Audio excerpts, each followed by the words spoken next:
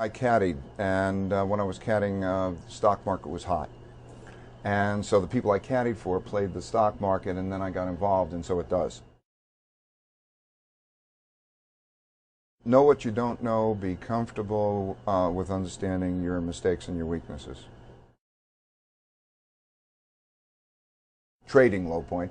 There was a time that I had pork belly positions that were limit down every day, which means I didn't know how many days it would go on, and it could bankrupt me, and it could ruin me.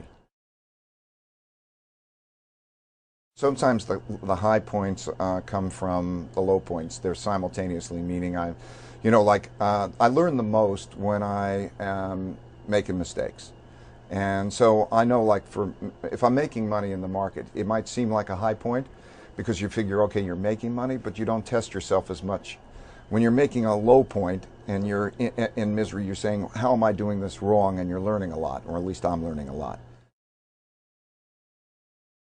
Lessons from history, 104-page book. It's Will Durant. One of the greatest, I don't know, maybe the greatest historian of all times, wrote something like 15 volumes of history over the last 5,000 years, and he distills it to what are the lessons of history, things going on and on. Fantastic. Paul Volcker is a man who sat in the middle of, he was the Undersecretary of the Treasury for Monetary Affairs in 1971 with the breakdown. His background goes before that, so he sat in all the most important chairs and had the biggest impact over that period of time through the last 50 plus years in the middle of it. I don't know, it would be Paul Volcker or Charlie Rose.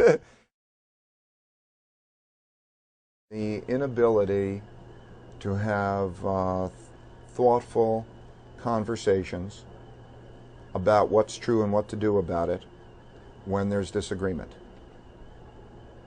I believe that when people disagree, thoughtful people disagree, if they can open-mindedly and assertively work through that to find out what's true and what to do about it, you have tremendous potential.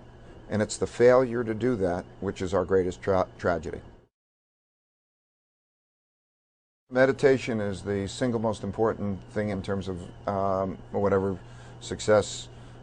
What it does is, and it's not as you know, it's just an exercise.